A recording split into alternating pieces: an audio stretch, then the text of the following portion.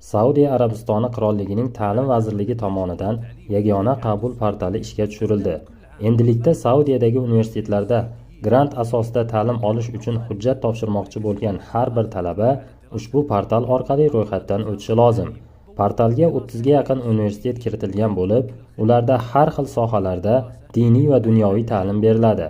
Ariza topshirayotganda ko'pi bilan 3 ta universitet belgilashingiz va har bitta universitet uchun 3 ta har xil yo'nalish tanlashingiz mumkin.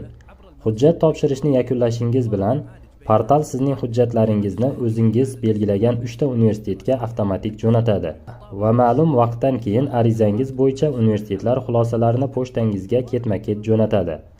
Portaldagi dasturlar quyidagilardan iborat: arab tili bo'yicha diplom dasturi, bakalavr bosqichi dasturi, magistratura va PhD bosqichlari dasturi. Hozirgacha diplom va bakalavr bosqichlari o'z faoliyatini to'liq boshladi. Magistratura va PhD bosqichlari ham tez orada ishga tushishini umid qilib qolamiz. Portalga topshirish uchun quyidagi shartlar topilishi kerak. Arab tili diplomi va bakalavr bosqichlari uchun 17 yoshdan kichik va 25 yoshdan katta bo'lmasligi kerak. Magistratura bosqichi uchun esa 30 yoshdan va PhD uchun esa 35 yoshdan katta bo'lmasligi kerak. Bundan oldin Saudiya Arabistoni tomonidan grant olmagan va Saudiya universitetlarining hech biridan chetlashtirilmagan bo'lishi kerak. Barcha hujjatlar original va kerakli pechatlari bilan bo'lishi kerak. Va yana arizachi zaruriy tibbiy ko'rikdan ham o'tishi kerak. Portalga 3 xil turda ariza topshirish mumkin: to'liq yoki qisman grant asosida yokida shartnomali to'lov asosida. Universitetlardagi ta'lim nazariy yo'nalishlarda arab tilida va amaliy yo'nalishlarda esa ingliz tilida o'tiladi. Ya'ni amaliy deganda diniy bo'lmagan yo'nalishlarni tushunishimiz mumkin. Portalga Ta'lim vazirligining Saudiyada ta'lim ol nomli sayti orqali hujjat topshiriladi.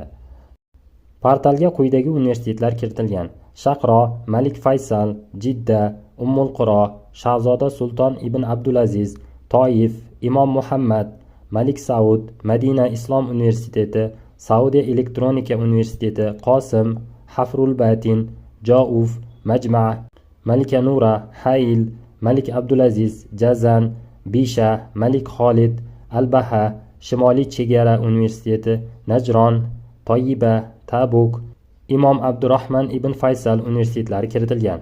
Mazkur universitetlarda siyosat, qonunchilik, o'qituvchilik, biznes boshqaruvi, iqtisodiyot, muhandislik va tabiiy ilmlar, kompyuter ilmi, qishloq xo'jaligi, shariat va arab tili hamda media, ya'ni ommaviy axborot vositalari yo'nalishlari mavjud. Ariza topshirilganidan keyin sizga tanlagan 3 ta universitetingizdan qabul qilinganingiz yoki arizangiz rad etilgani to'g'risida email keladi. Misol uchun ushbu singlimizga Toyiba universitetidan kelgan qabul xabarini yoki boshqa birodarimizning Jazan universitetiga qabul xabarini ko'rishingiz mumkin. Ariza rad etilgan taqdirda esa ushbu ekrandagi kabi xabar keladi. Ushbu qabul portaliga hujjat topshirishni istasangiz, ekranda ko'rsatilgan hujjatlarni yig'ib, skaner qiling va Telegramdagi EU xizmati nomli profilimizga jo'natib ro'yxatga yoziling. Islomiy universitetlar kanalimizni kuzatishda davom eting.